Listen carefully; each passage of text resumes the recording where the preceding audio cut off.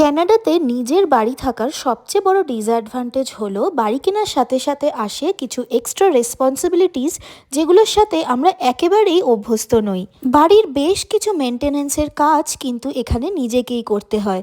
যেমন ধরো, সামারে এই নিয়মিত লনের ঘাস কাটা, বাড়ির চারপাশ পরিষ্কার রাখা, আগাছা পরিষ্কার করা, এমনকি শীতকালে বরফ সরানো, এসবের দায়িত্ব পুরোপুরি বাড়ির মালিকের।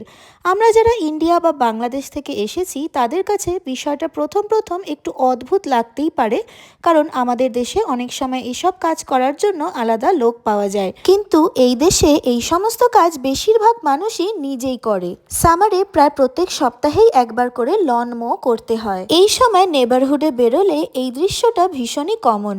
তবে এখানকার মানুষ শুধু নিজের বাড়ির সৌন্দর্যের জন্য নয়, নেবারহুডটা সুন্দর রাখার ব্যাপারেও খুব সচেতন।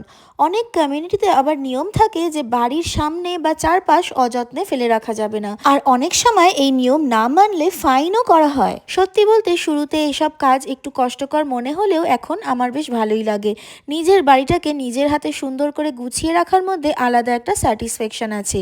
তোমাদের কি মনে হয়, বাড়ির সব কাজ নিজেরা করা ভালো, নাকি আলাদা সাহায্য থাকলে বেশি সুবিধা? কমেন্ট করে জানাতে ভুলো না।